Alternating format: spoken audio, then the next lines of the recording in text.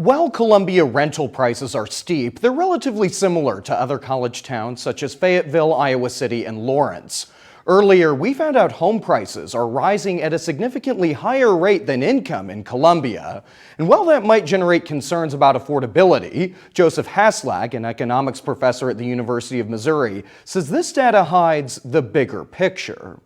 What I think is going on that doesn't get caught up or captured is that there are other assets that are not traded goods that are valuable to people and comprise some of their own wealth.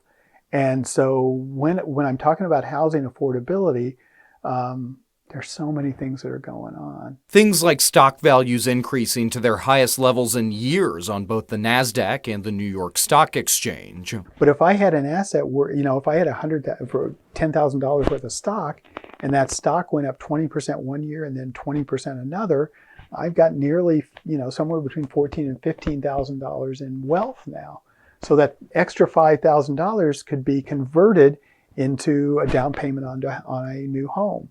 Now, when I realize the income, of course it's going to show up, but that's not in your data yet. The Federal Reserve Survey of Consumer Finances found more than half of all American families had some kind of asset in the stock market in 2022, but only 21% had stock outside of a retirement plan or pension. Additionally, the Pew Research Center reports 66% of white families own stocks directly or indirectly, while 39% of black families and only 28% of Hispanic families did. But owning stock is only one way to build wealth. Owning a home does too, and plenty of people are trying to buy them. The demand is holding pretty steady to years past.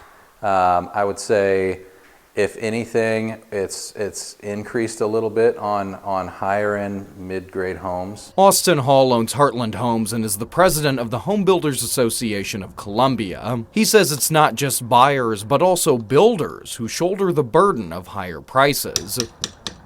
We've got change in codes and regulations, energy codes, building codes. We've got material costs going up.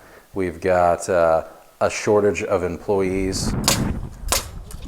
All factors leading to more profit in building larger custom homes rather than smaller starter homes. Trying to build spec houses in an obtainable fashion and an obtainable amount is the hard part, especially to do in the numbers.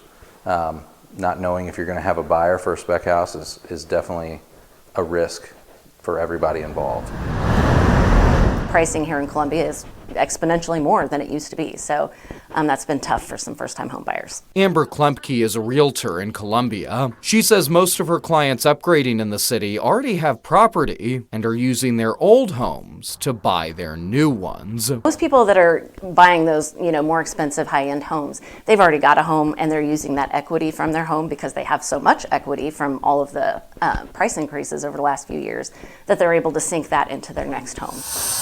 Though entry points may be steep now, Klempke doesn't see home prices in Columbia going down, creating an urgency for action. And not just because I'm a realtor, but in my opinion, sooner rather than later, just because, again, housing prices are going to keep going up, especially with as much demand as we have. Granted, it's not as high as it was during the pandemic, but we still have a high enough demand.